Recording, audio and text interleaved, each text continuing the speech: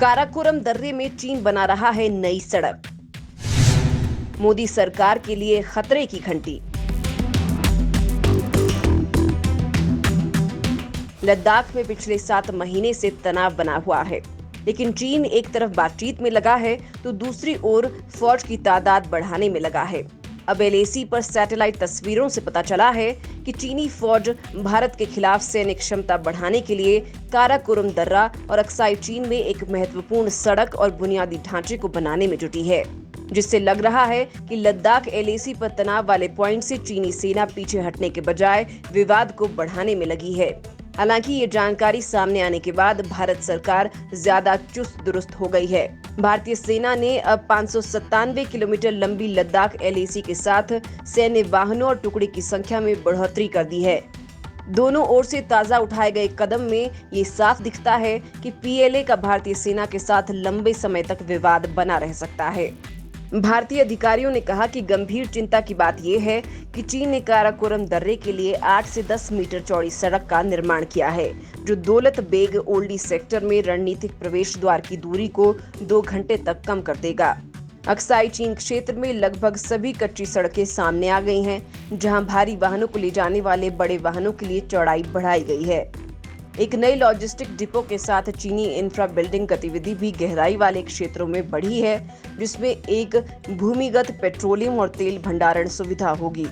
नया depot LAC से करीब 1000 किलोमीटर दूर है, लेकिन तिब्बत रेलवे के माध्यम से लहासा से जुड़ा हुआ है। ये लंबे समय तक भारत के साथ तिब्बती सीमा पर तैनात रहने और सबसे खराब स्थिति में सैनिकों को खिलाने के लिए पीएलए की क्षमता को बढ़ाएगा। वहीं सिक्किम सीमा पर भी निरंतर गतिविधियां बढ़ रही हैं। तो नई चिंता अरुणाचल प्रदेश के पांगता हवाई अड्डे के पास है, जहां 2 नई भूमिगत सुविधाओं का निर्माण हुआ है।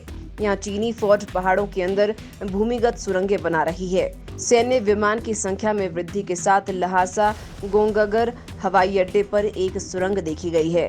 चीन ने काराकोरम दर्रे के किनारे और कंकाश नदी के किनारे स्थित कंजिकेश्वर के शिनजियांग के सैन्य कमान शहर को होटन के लिए सीधी राजमार्ग कनेक्टिविटी के साथ पुनर्जीवित किया जा रहा है, जो कि पीएलए वायुसेना के एक महत्वपूर्ण हवाई अड्डे का काम करेगा, जहां पर लड़ाकू संचालन के लिए लॉन्च पैड तैयार हैं। ये पूर्वी लद्दाख में सबसे खराब स्थिति वाला मामला है, जो होटन लद्दाख एलएसी से 320 किलोमीटर की दूरी पर स्थित है। एलएसी पर तनाव के बीच फिर बातचीत का दौर। लद्दाख में लंबे समय से भारत और चीन के बीच सीमा को लेकर तनाव है। हालांकि दोनों देशों ने विवाद सुलझाने के लिए कई दौर की कूटनीतिक बातचीत की है, लेकिन कोई नतीजा नहीं निकल पाया है। ऐसे में अब खबर आ रही है कि करीब 11 सप्ताह के अंतराल के बाद एक बार फिर से दोनों देशों के बीच बातचीत शुरू करने की तैयारी है। दोनों पक्षों के राजनयिक वीडियो कॉन्फ्रेंसिंग करने वाले हैं, जहां सैनिकों की वापसी पर चर्चा करने की संभावना है, जिनमें से हजारों सैनिक एलएसी के दोनों तरफ -0 तापमान में तैनात हैं।